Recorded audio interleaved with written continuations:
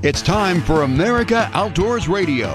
The fast-paced hour of outdoors radio ahead is not only awesome, but unlike those other shows, you can actually sleep in for this one. Better still, we've got a special Pacific Northwest edition for you, sponsored by Northwest Sportsman Magazine, Rugged Point Lodge on Vancouver Island, and Northwest Fishing Guides out of our hometown here in Everett. You won't find this version of America Outdoors Radio anywhere else. It's the Pacific Northwest edition of America Outdoors Radio. Brought to you by Fox Sports 1380 KRKO. We've got a great Pacific Northwest edition for you this week on America Outdoors Radio. We'll be talking to Jennifer Stahl. She's the co-owner of Northwest Fishing Guides. Her and her husband Jim hail from Everett, but they've been spending time down at the mouth of the Columbia River, and they've got a Buoy 10 fishing report for you. How's the bottom fishing off the west coast of Vancouver Island? Pretty darn good. Matt Gaget with Rugged Point Lodge will tell you more. And well-known taxidermist Rick Young out of Oregon joins us at the end of the hour with some great advice on what you'll want to do when you catch the fish of a lifetime you want to hang on your wall. But first, it's time for What's Hot here in the Pacific Northwest. Sockeye fishing continues to be hot at Lake Wenatchee. An unexpected strong run has meant a better than usual summer fishery for these tasty salmon, with anglers averaging as much as 3.5 fish per rod since the season opened. At Baker Lake, though, the sockeye fishing has been so-so. Wayne Cruz with the Everett Herald reports some 60 participants weighed in 61 sockeye last weekend during the Coastal Conservation Association's first annual Baker Lake Shootout. But on the bright side, some of those sockeye were pretty hefty. The first place prize of $1,000 went to Ken Brown. He caught a 6.72-pound sockeye. If you didn't make money catching sockeye last weekend, you can still make money catching northern pike minnow on the Columbia River. If you register the day you go fishing with the Pike Minnow Sport Reward Fishery Program, you can earn anywhere from $5 to $8 per fish and might even catch a tagged fish worth $500. According to Eric Winther with the Washington Department of Fish and Wildlife, 1,338 pike minnow were turned in last week. The hot spots on the Columbia River were near Ridgefield, Bingen, and Cascade Locks, with anglers averaging 10 to 12 fish each. You can find out more about this program where you can catch fish and make money by going to pikeminnow.org. Finally, Creel checkers with the Washington Department of Fish and Wildlife report fishing on the Lewis River is slow for bank anglers, but it's not bad on the Cowlitz, where 51 boat anglers kept 47 steelhead and 42 bank anglers kept 14 steelhead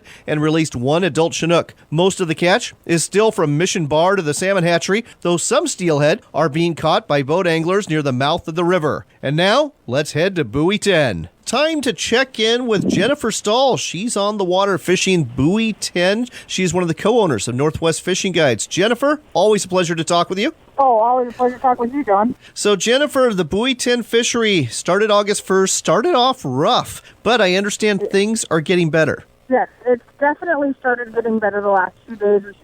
It slowed down today. We're not catching as many fish or as fast as we were hoping, at least. We're still catching fish, but it is definitely better than it was last week. So what's the difference? Is it the tides, or is there more fish now than there was a week ago? Both. The tides are definitely a factor. The king salmon like the shallower tides, so with the shallow tides that just started the last 2 days, they started running in more, so it's both. The shallow tides have brought more fish in.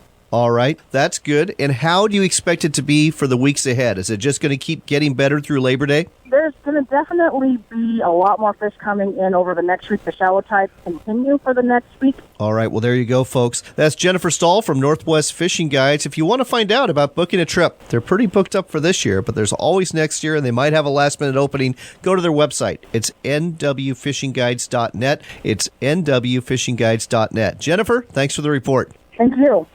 And with that, let's head to this week's national edition of America Outdoors Radio.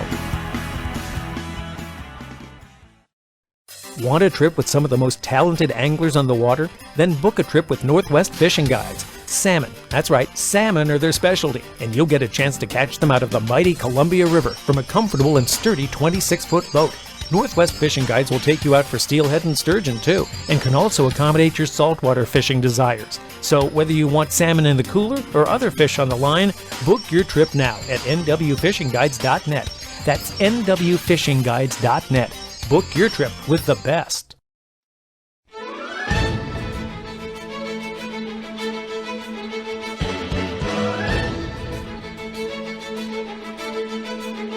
It's time for America Outdoors Radio, the show that covers the outdoor scene across the U.S. of A. and the entire continent. Fishing, hunting, conservation, outdoor recreation, and great destinations. We cover it all every week. It's your country, your outdoors. Let's explore it together with your host, John Cruz. Welcome to the show. Last week, we talked about the possible downsides for outdoors enthusiasts regarding public lands access if Donald Trump is elected president, and what would appear to be a definite downside for gun owners and proponents of the Second Amendment if Hillary Clinton is elected. This week, we've got another question, and that is whether this year's presidential election is becoming a referendum on the sport of hunting itself. This all came to light in a recent article in the left-leaning Washington Post. There was an article that stemmed from Hillary Clinton's comments at a campaign rally where she was being interrupted by animal rights activists. Clinton told the protesters, apparently,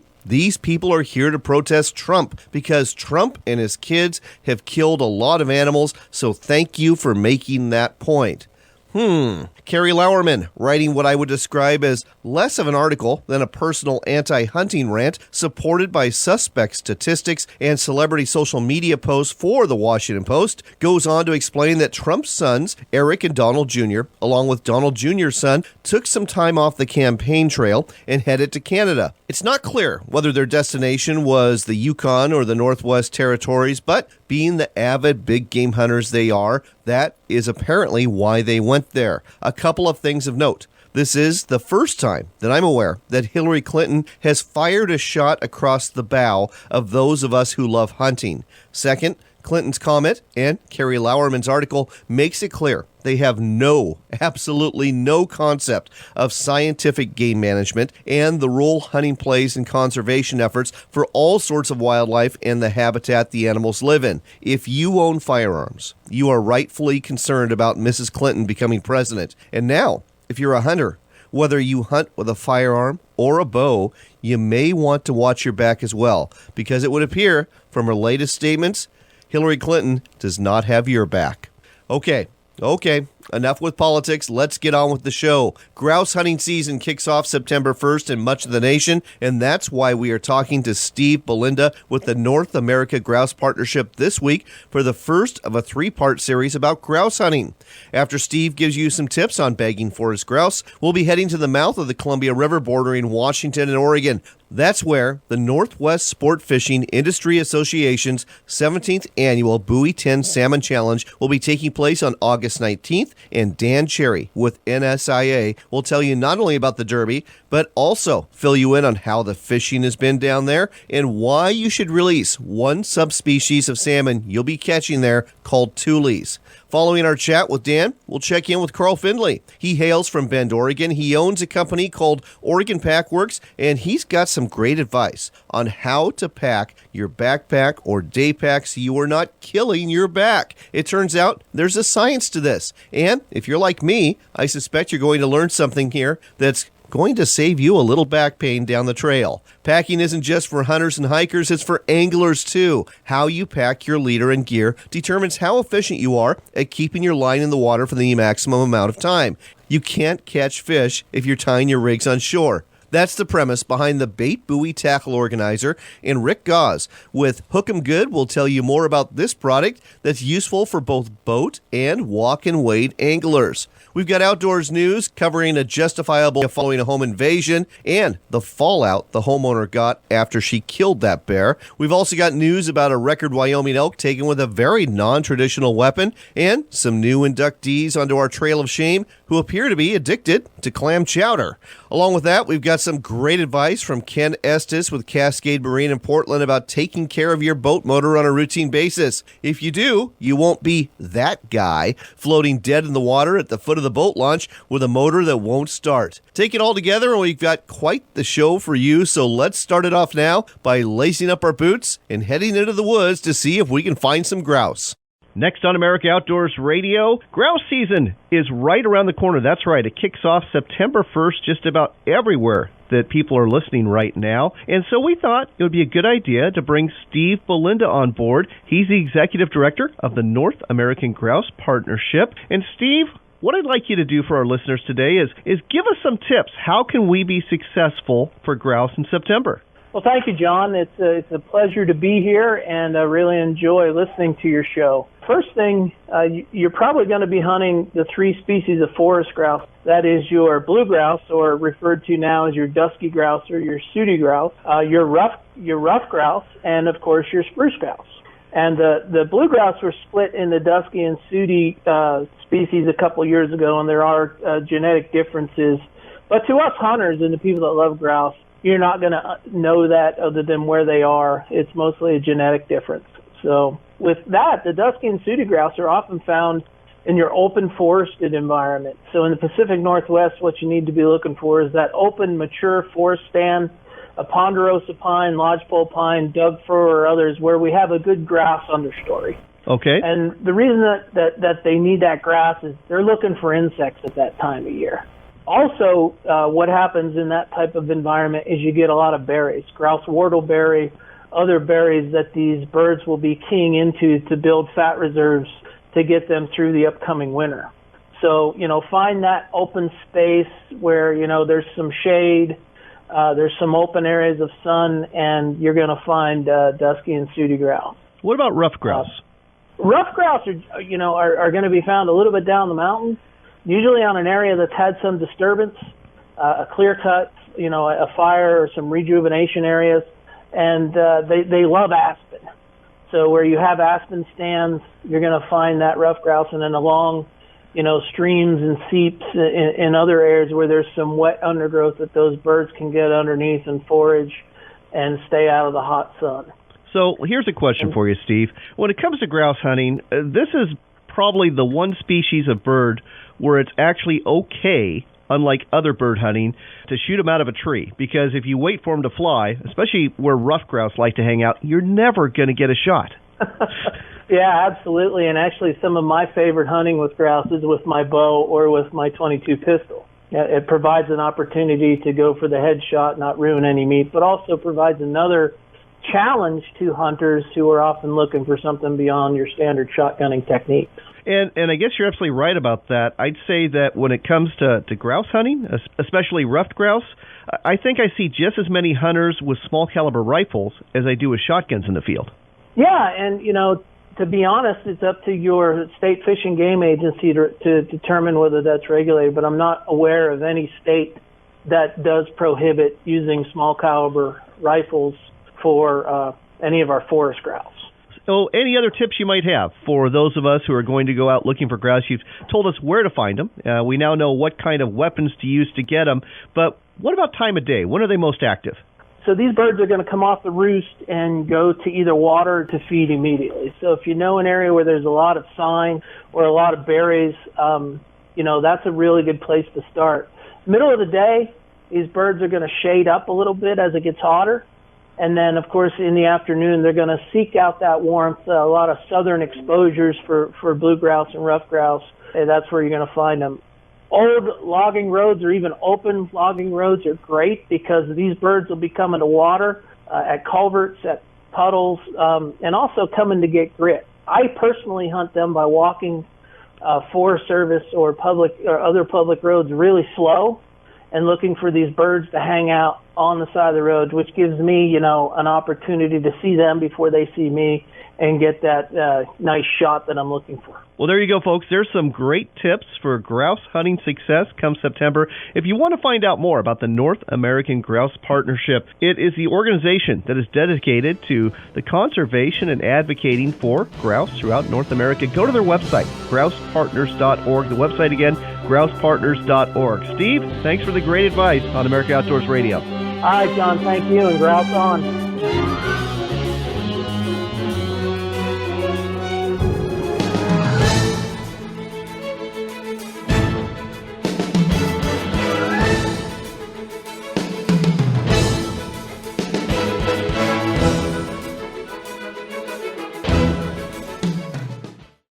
Backcountry Hunters and Anglers, a nationwide group working to keep public lands in public hands so future generations can enjoy what we enjoy. Join the group that makes a difference. Check us out at backcountryhunters.org. Timberline range camps are known for their rugged, durable, well-insulated range camp trailers. Don't think of these as an RV. They're an RV on steroids that will last you a lifetime. They are comfortable, too, fitted with all the amenities you would expect, and they even include a wood stove. Timberline range camps can be used as a hunting camp or a towable home to take you to your remote getaway. One thing is for sure, all your friends will be envious of your towable range camp trailer. Find out more at sheepcamps.com. That's sheepcamps.com for Timberline range camps. The Veterans Forward Operating Base, or VFOB, is a group of outdoor companies who have joined forces to support our nation's veterans and first responders. Only 1,000 lifetime memberships are being offered to allow you to be part of this mission, with amazing benefits including a numbered challenge coin, sticker, lapel pin, grunt-style t-shirt, $5 off a Tactical Squirrel monthly subscription box, and entry into a raffle of VFOB products valued at over $3,000. Support those who have served and sacrificed for our freedoms. Join VFOB today. Learn more at veteransfob.com. Everyone knows Kodiak Island is one of the best places in Alaska to go fishing. You can pay a lot of money to go with a guide or stay at a lodge, or you can do it yourself. There are over 100 miles of roadway on Kodiak Island leading to streams and lakes full of trout, salmon, and char. How to get there? With Budget of Kodiak. Located at the airport, we offer daily and weekly car rentals, as well as discounts for military and AARP members. Contact Budget of Kodiak and explore.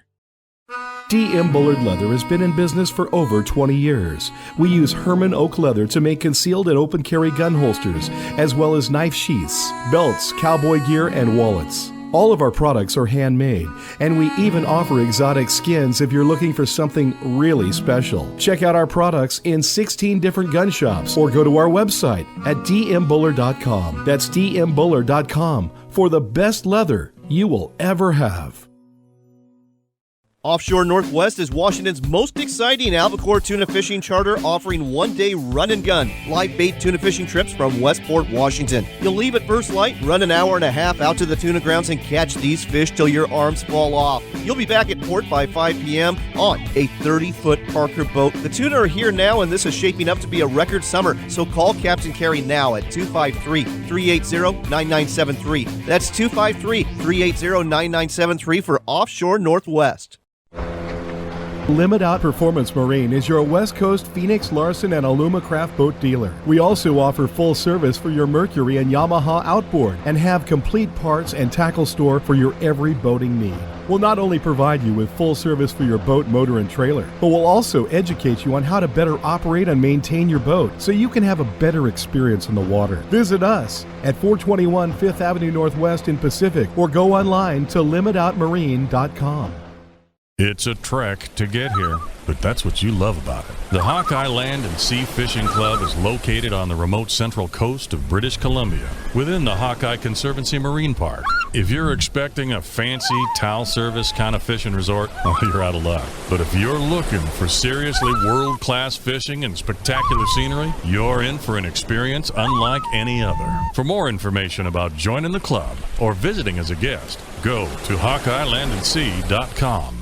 Hughes Craft is the Pacific Northwest best-selling boat. It's a family fishing boat that has been providing the most safety, fishability, and the best value to Northwest boaters since 1948. Hughes Craft's welded aluminum boats are built for serious fishermen with plenty of room for fighting fish, not the rest of the crew. Our state-of-the-art design allows for pure fishing functionality and the durability to last season after season, year after year, and decade after decade. To find the Hughes Craft dealer nearest you, visit HughesCraft.com.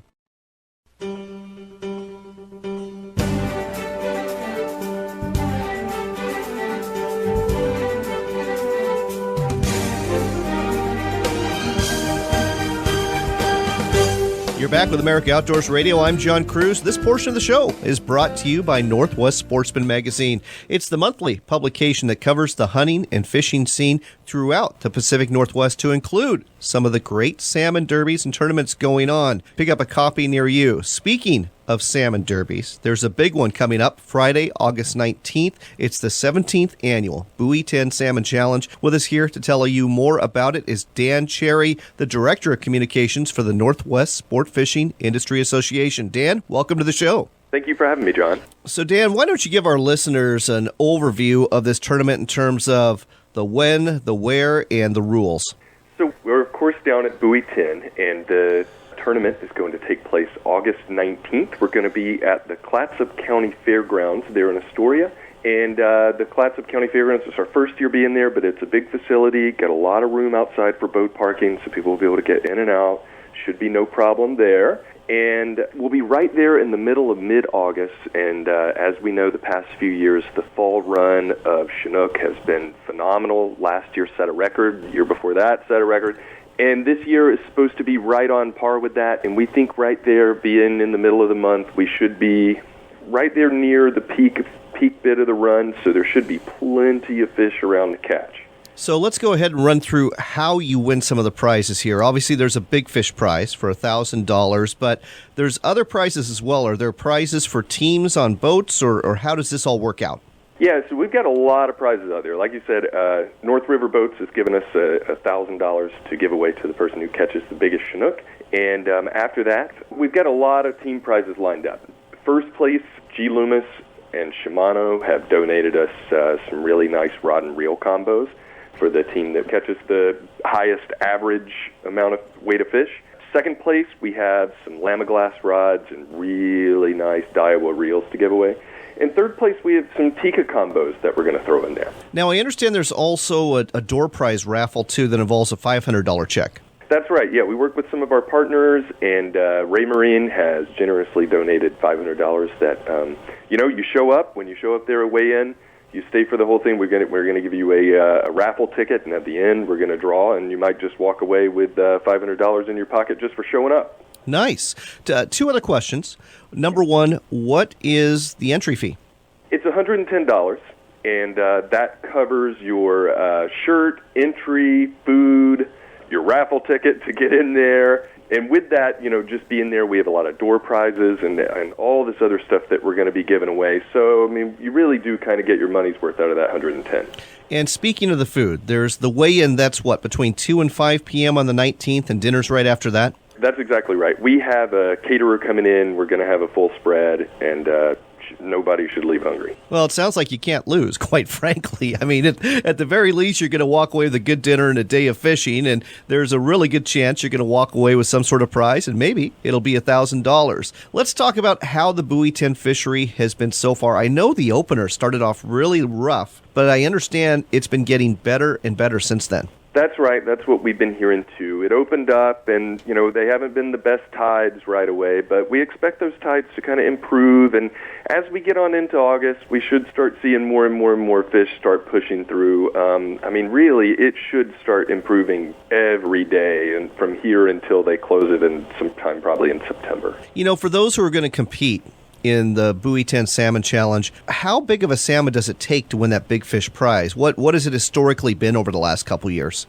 Last year, somebody took home first place with, I want to say it was right around a 23-pounder. I think the year before that, somebody won it with a fish that wasn't even 20. Wow. And so, yeah, it kind of goes. Last year, it seemed like the average fish was coming in right around 18 pounds. But if you get up there in that, plus 20, you're looking at having one of the bigger fish. And I forgot to mention that not only do we do team prizes, we have individual prizes for the 5 biggest fish. We're going to have rod and reel combos. North River Boats has donated $1,000 that we're going to give to the person who brings in the biggest Chinook.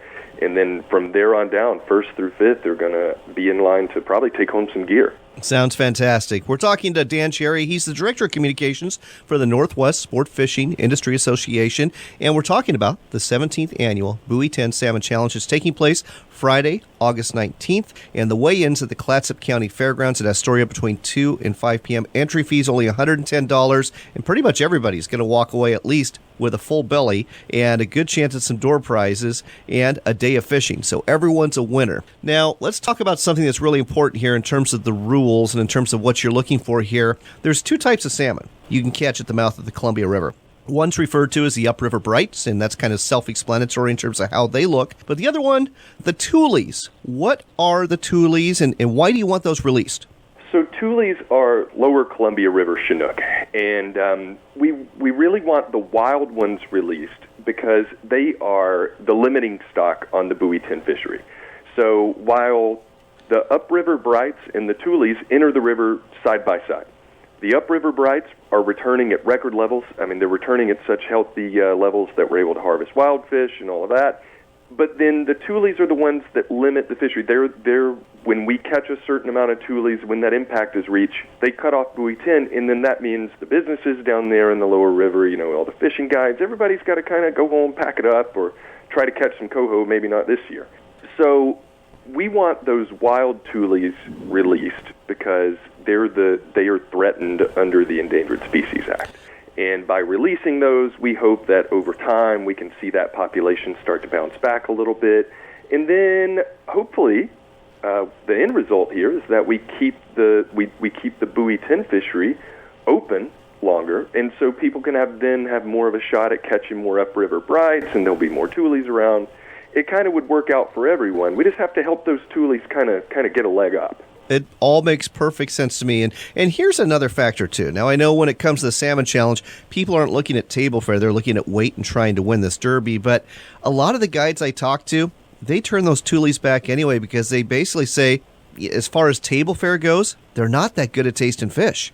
Yeah, they don't cut quite as good. And you can kind of tell a tule, if you've never seen one, they'll be a little bit darker, maybe a little rust-colored. Their teeth might be protruding a little bit because they have a shorter migration, right? They're putting on their spawning colors and getting ready to spawn, and the upriver brights have a lot further to go, so they're not quite there yet. But that also means, if you catch a fish, near its spawning beds, the flesh might not be quite as firm. It might not be great table fare, and so we recommend turning those wild ones back. But on the same hand, we also encourage people to keep the hatchery ones. Sure. The hatchery tules get in there and they get on the spawning beds with the wild ones, and we know that that's something that we want to avoid. So we do encourage people to retain the hatchery tules and release the wild. We are running short on time, and so we're not going to have any time to really get into what the Northwest Sport Fishing Industry Association does, except to say that it is an advocacy group for the sport fishing industry. And if you're a sport angler like I am, you probably want to find out more about this organization. So let's give folks a website both for the Derby and for NSIA. That's correct. You can find out more about us, and you can register for the tournament on our website at nsiafishing.org. nsiafishing.org, or you can call us anytime, 503-631-8859. There you go, folks, nsiafishing.org. You'll find out everything you need to know about the Derby and also about this great organization. Dan, thanks for sharing this with us on America Outdoors Radio. Thank you, John.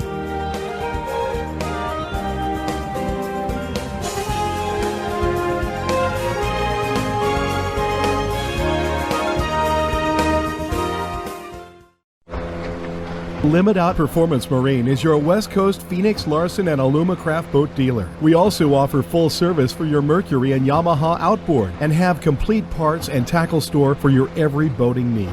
We'll not only provide you with full service for your boat, motor, and trailer, but we'll also educate you on how to better operate and maintain your boat so you can have a better experience on the water. Visit us at 421 5th Avenue Northwest in Pacific or go online to limitoutmarine.com.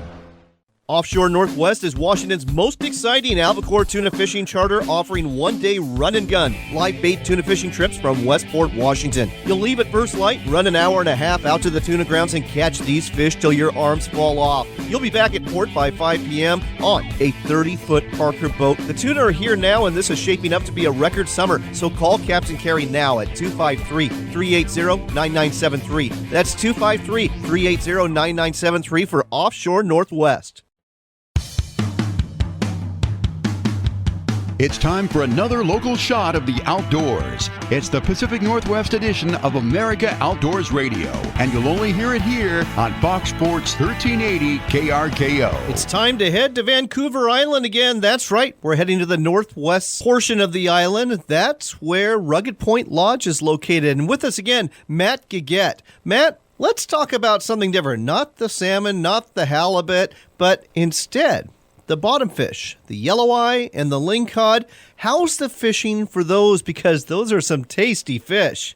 Oh, it's really good. We go out and we fish in 280 to 310 feet, and we're using big jigs. So you're fishing the deep water, you're fishing these heavy jigs. Let's talk about these lingcod. How big are they? Well, we like the ones we like to keep are like 15 to 25 pounds. We got some that are a lot bigger, but they're a bit gamey, so we tend to let those ones go. And they have to be over 24 inches. Let's talk about the yelloweye, another very tasty fish. What's the limit on yelloweye? The yelloweye limit is 2.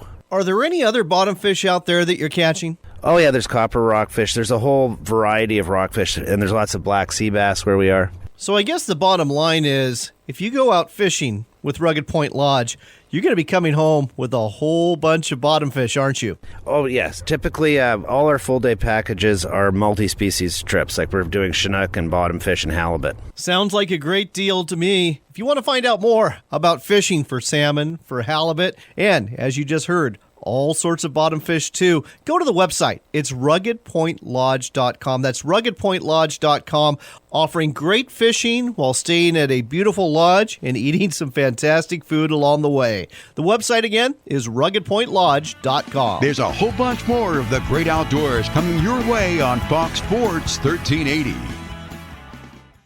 Some of the best saltwater fishing you'll ever experience is taking place off Vancouver Island this year, and Rugged Point Lodge is where you need to go to catch them. Rugged Point Lodge offers comfortable accommodations, great food, and the chance to catch a limit of salmon, halibut, or lingcod mere minutes away from the dock.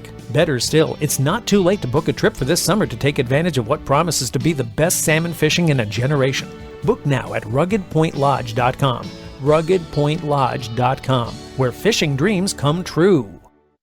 Service is always cheaper than repair. That's a truism from Ken Estes at Cascade Marine Center in Portland, Oregon. Go ahead and drop by and see Cascade Marine for all of the parts, accessories, and honest advice you need to keep your boat and motor running. No one wants to be the guy plugging the boat ramp up because his boat doesn't start. So head down to Cascade Marine Center in Portland or give them a call or check out their website at cascademarinecenter.com.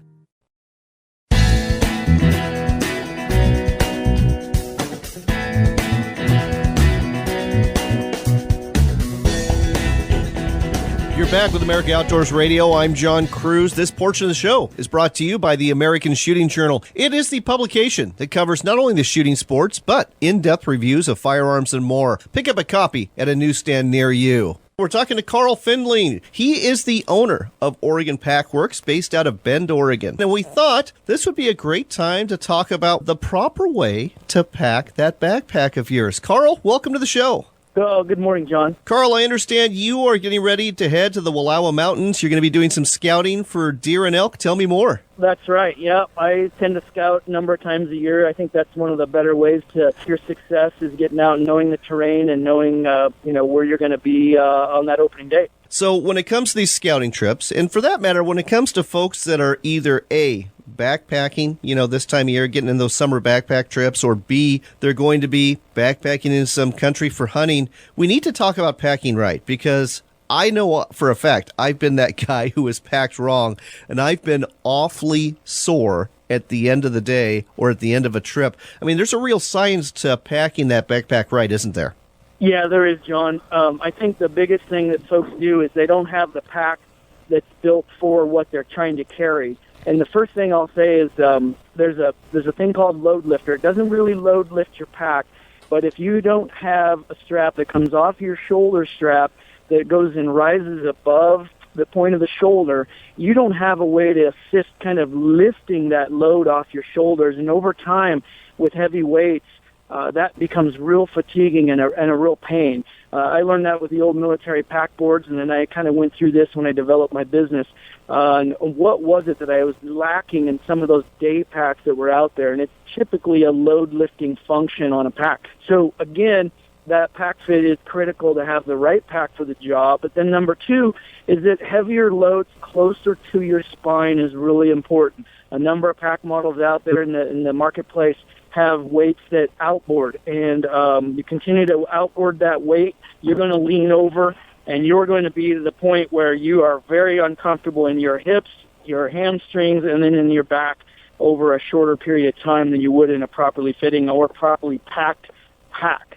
So I use that heavy load up against my spine, and then I load softer, lighter goods outboard, and then I always go upward with my weight and go toward my head or towards the sky as you start to load some more weight on it. Interesting, because this is actually very different from what I learned many, many, many years ago as a Boy Scout. And again, keeping it closer to the spine, that's new too, but it makes perfect sense. Yeah, and as a fireman, my career of wearing a air pack on my back, somewhere in mid-spine and up towards the what we would call the beginning of your thoracic vertebrae, up there around the neck, that's kind of your perfect sweet spot. And everyone carries a weight a little differently, and that's okay. Personal preference when it comes to pack or how you load. But I found that weights in around the lumbar part of my spine, above my bottom, just didn't feel right to me. And as I lifted that weight up higher on my back, this became more comfortable, and I was more balanced ergonomically when I was running over lodgepole or on a cliff face or whatever it be. That pack was in the middle of my back, and it helped my center of gravity greatly. This is really interesting stuff. Now, we're already running short on time, but I want to talk about the fact that you took what you have learned here and you have translated this into building your packs at Oregon Pack Works. So you've got something called the Green Gate Pack System. What is that? Well, the Green Gate Pack System, John, started with my result of needing something I couldn't find in the marketplace, and that was I was hunting with a day pack, and then I needed to haul an animal up to the top of a mountain, and that's where my pack was in my bivvy camp that could haul that. So I had the epiphany, why can't I make a pack with a suspension that could go into all of my packs, whether small or large? And so that was about a 9-year effort to design what we call the Green Gate Pack System. That's one suspension that goes into a number of pack bodies. And so by that, we kind of created a third dimension to a backpack. And of course, everything we make is modular. So that third dimension to a backpack is that it's not a single function top loading pack where everything goes in from the top down and what you need is usually in the bottom. So we just created a pack that has a number of variations that folks can choose what they want to put on their back, from a lumbar to an expedition-sized backpack. Very interesting. We are out of time, Carl, but if you want to find out more about Oregon Pack Works and their modular system, their Green Gate Pack System, go to OregonPackWorks.com. And Carl, thanks for the great tips on better backpacking. Thanks, John. Good talking to you. Okay, so now you know how to pack that pack properly, but do you know how to pack your fishing gear properly, whether you're in the boat or maybe doing a walk and wade? Well, there's one guy who does. His name is Rick Gause. He's the owner of Hook 'em Good, based out of Yakima, Washington, and he's got a couple of pretty clever inventions that I think you're going to appreciate. Rick, welcome to the show. Hey, how's it going? Going well, Rick. So you've got something called the Hook 'em Good Bait Buoy Tackle Organizer, and this comes from your company, Hook 'em Good. What exactly is this? The bait buoy unit is actually a tackle organizer, just so you can have all the necessities right at reach. Very convenient on your boat. You're not digging through the bottom of a tackle box in rough water. Everything's just very neatly organized. The most common things used is what we tried to put into the bait buoy. You know, your scent, pliers, cutters, a rag to wipe your hands off after you get done applying scents, and then, of course, your leaders. You know, if you're busting off or you just want a fresh leader after you've caught a fish, you want to put a fresh leader on there so it's not marred or damaged. You can hang a fish club on there, too, to knock them when you get them in. So. All right. So here's the next question. This sounds attractive for anybody, from a guide who's got a big sled to maybe a guide who's working out of a drift boat, or just a casual angler working out of a 14 or 16-foot boat. Does this bait organizer, does it fit on all of them? Pretty much, yes. What we got is several really convenient ways to mount it. One of the biggest things guys hate to do is drill in their boat. Right. So in the bait buoy and the mounting system, one of the first things we came up with was a rail mount. Nice. And so you could mount it on a 7/8 up to an inch 16th rail. Also, you can. So we have a pole holder adapter. So we can use those on our Fish On, Scotty, Fullby, Cabela, Atwood. I mean, it goes on several different rod holders. We can adapt those too. So if you have the mounts for those particular pole holders in your boat, you can pop that in anywhere, never have to drill. And then if you do end up having to drill, we did make it very minimal intrusion by just putting 2 bolt holes to hold the whole attachment on. And it could be going to a sidewall or straight up and down. Okay, well, sounds good to me. Let's talk about the leader roll, because it's a little different from what I've seen before. I've seen plenty of folks who basically take that foam tubing that you'll wrap around pipes at home and use that to wrap leaders around, but this is a step above that. We really weren't happy with anything on the market. There just really was no good way to handle a loose tag end, or, whether it has a swivel on it or not. And we come across this material, and to be honest with you, we probably really lucked out when we found it. It solved many problems. First of all, the material, by the time you wrap it around, it has an 1/8-inch slit around the roll, which a lot of people don't see. And what that does is you just draw your tag into your leader in there, and it holds it. By the time you wrap it around one time, you can't pull it out. That's not how we want to wrap our rolls, though. We want to wrap them loosely. So we feather that line in, so we're not creating a bunch of excess memory in our line. And then the soft, durable material, barbs go in and out of that without tearing up. So here's an obvious question that I think I know the answer to, but just throwing it out there for, those that are listening thinking, well, I'll just take my leader out of the package. Why do I need this? It's about being efficient. If you have everything pre-tied on a roll, and whether it be on your boat or strapped on your waders or vest, this has a convenient carabiner hanger and dispenser on it, you bust off. You don't have to run back, tear one out of the package. You can actually tie up. And if you're fishing real efficient, you'll have a snap swivel on the end of that leader already pre-tied, and you can just pop another one on, and you're fishing again. So it's about spending more time in the water than out of the water.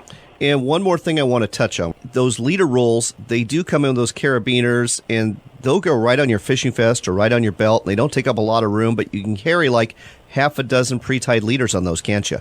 Yeah, they'll actually hold 14 liters on each one. The small blue ones hold 6, and the new red style we've come out with are up to 15. Nice. So for all of you steelhead and salmon anglers out there, that is just the thing, even if you're a walk and wade angler. We are out of time, but let's give folks a website before we go. It's hook'emgood.com. Hook'emgood is spelled hookumgood.com, and you can find these products, the Bait Buoy Tackle Organizer, at stores all over the Northwest, to include Cabela's and Sportsman's Warehouse stores. Rick, thanks for telling us all about this on America Outdoors Radio. Okay, thank you.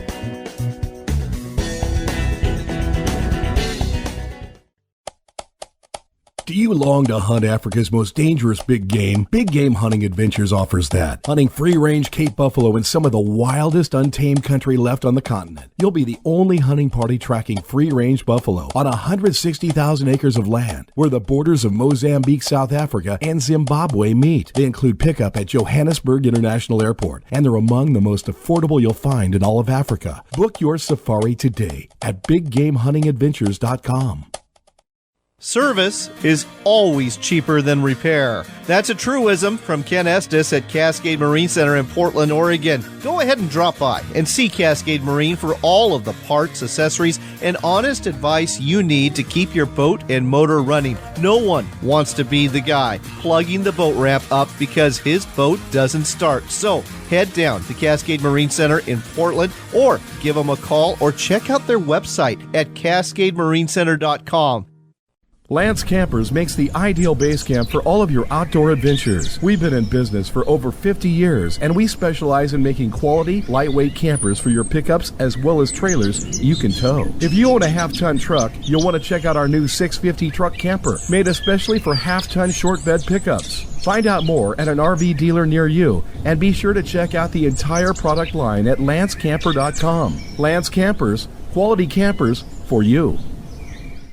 It's a trek to get here, but that's what you love about it. The Hawkeye Land and Sea Fishing Club is located on the remote central coast of British Columbia, within the Hawkeye Conservancy Marine Park. If you're expecting a fancy towel service kind of fishing resort, oh, you're out of luck. But if you're looking for seriously world-class fishing and spectacular scenery, you're in for an experience unlike any other. For more information about joining the club or visiting as a guest, go to HawkeyeLandandSea.com.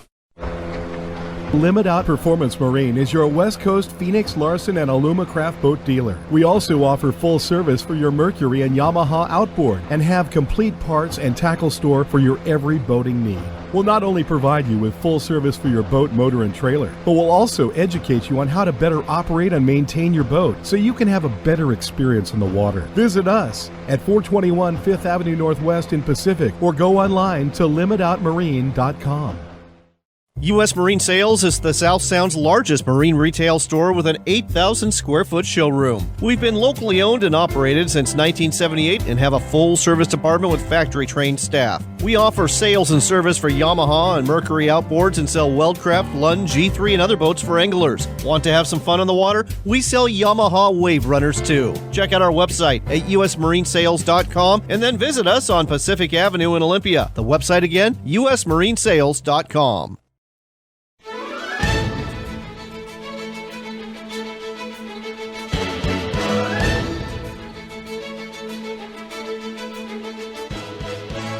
Welcome back to America Outdoors Radio. I'm John Cruz. It's time for some outdoors news, and this portion of the show is brought to you by California Sportsman Magazine. It's the publication that covers the fishing and hunting scene throughout the great state of California. Look for it at a newsstand near you. From the International Business Times. Yes, I know, it is amazing where we find outdoor stories sometimes. But again, from the International Business Times, we learn a California woman who killed a bear that was inside her home is not receiving praise, but instead she's receiving death threats on social media and shaming from members of the community she lives in. Julia Strauha doesn't regret her decision to protect her family. The bear was found hanging out in her garage about 75 miles east of Los Angeles last month. The following night, the bear came into her house through a bathroom window. Strauha contacted California Fish and Game, who gave her a permit to kill the animal, and when it came back a third time, charging her house, that is exactly what she did. By the way, for those of you thinking, why didn't she do something else first? Well, she did. Strauha had tried a water hose, yelling loudly, and even used pepper spray. But with 3 children inside, ages 5, 6, and 9, she saw no other option than to kill the bear. State officials agreed that she had done nothing wrong, and for what it's worth, I also agree. Julie, if you're listening out there, you did the right thing. And for those of you who think otherwise, well, I'd like to watch what you would do if the same thing happened to you. Then we'll talk and see how your options worked out for you. Assuming, of course, your options worked and you're in a position to talk to us and you haven't been mauled. Meanwhile, from the Outdoors News Daily, a Wyoming hunter has been recognized for the trophy elk he took with a very non-traditional weapon. Albert Henderson of Burlington, Wyoming, was recently honored by the Boone and Crockett Club for a trophy-typical American elk taken with a crossbow in Fremont County during the 2014 season.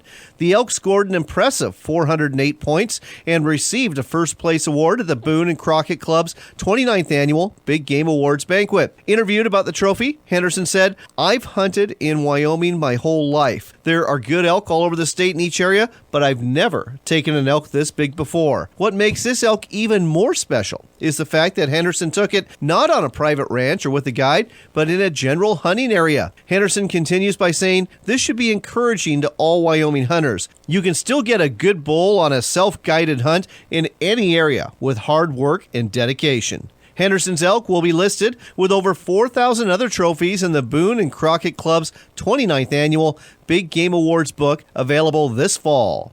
And now it's time to find out who's walking this week's Trail of Shame. It's time for the Trail of Shame. Shame, shame on you. Shame, shame on you. Stories of poachers, scoundrels, and other ne'er-do-wells, so if you see someone committing a criminal act on the water or in the field, turn them in.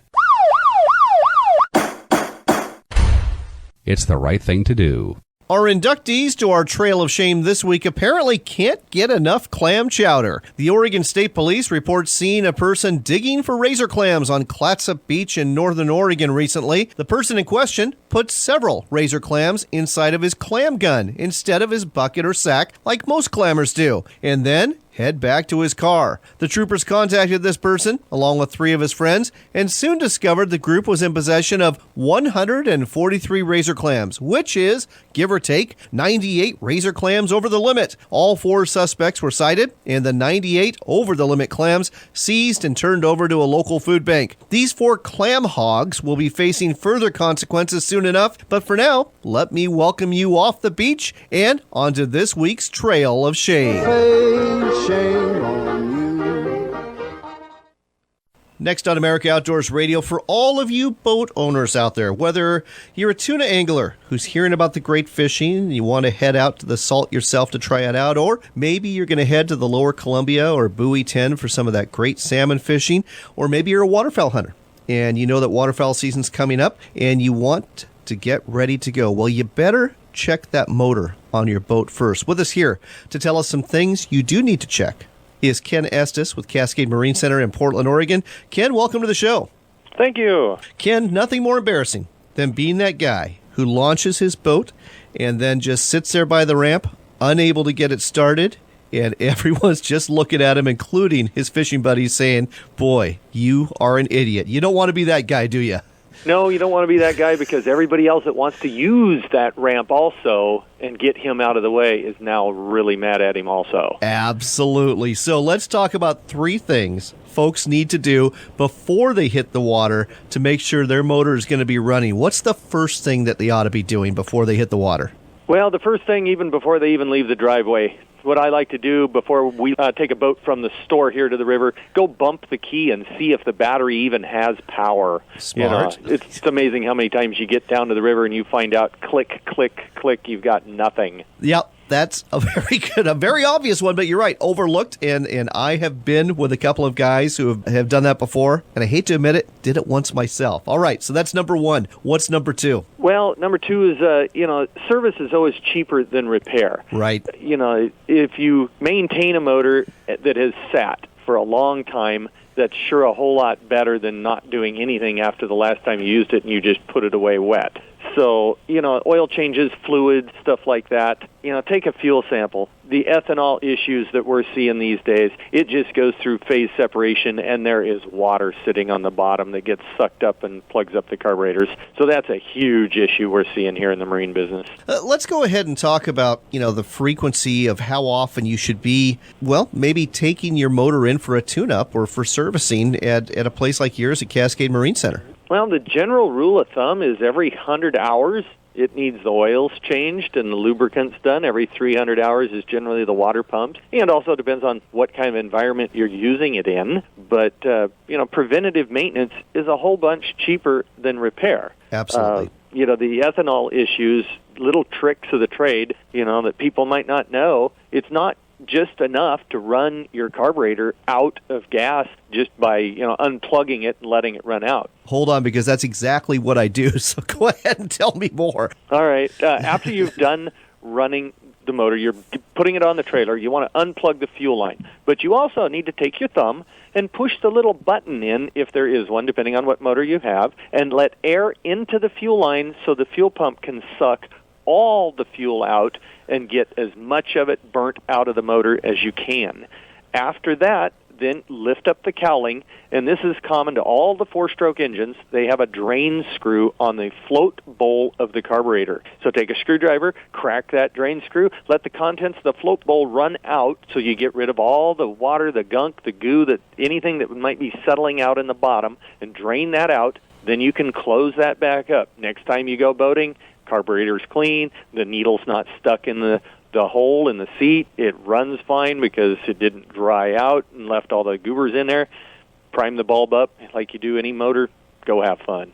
Wow. Okay, that was a great tip there. Anything else folks ought to be doing before they hit the water this year? General all-around safety check. Make sure the bilge pump's working. Make sure you got a spare bilge plug or two.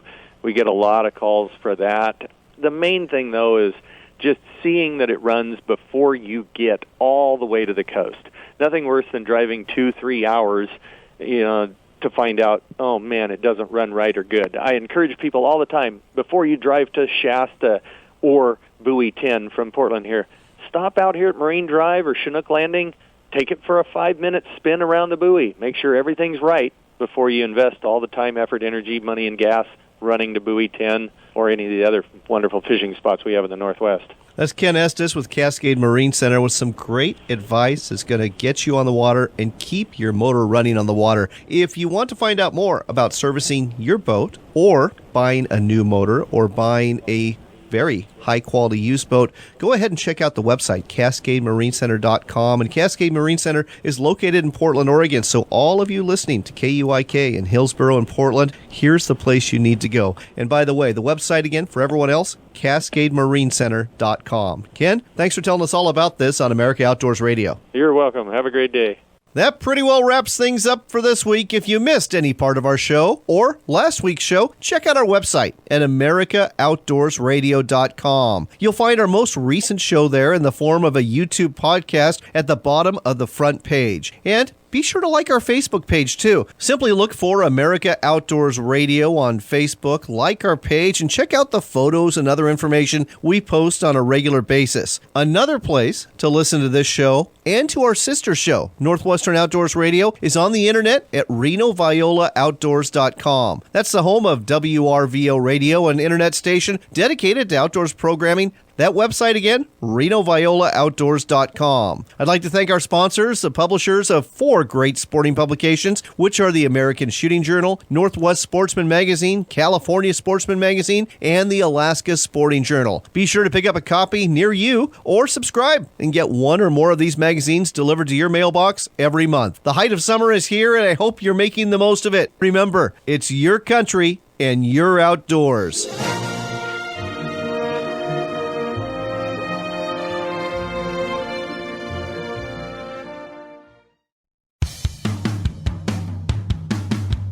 It's time for another local shot of the outdoors. It's the Pacific Northwest edition of America Outdoors Radio, and you'll only hear it here on Fox Sports 1380 KRKO.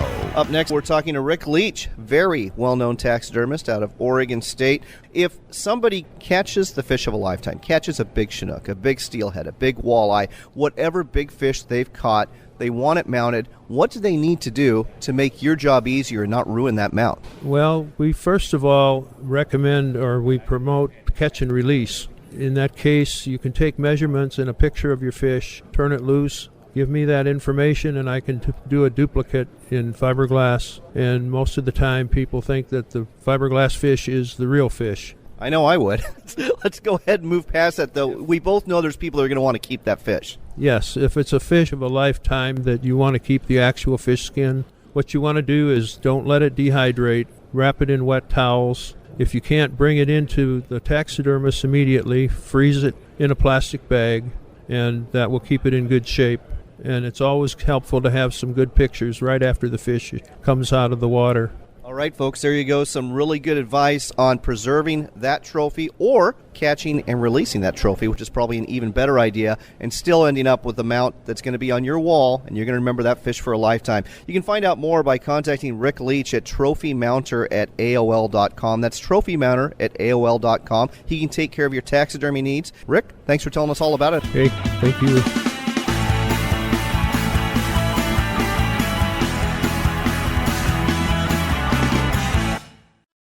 Some of the best saltwater fishing you'll ever experience is taking place off Vancouver Island this year, and Rugged Point Lodge is where you need to go to catch them.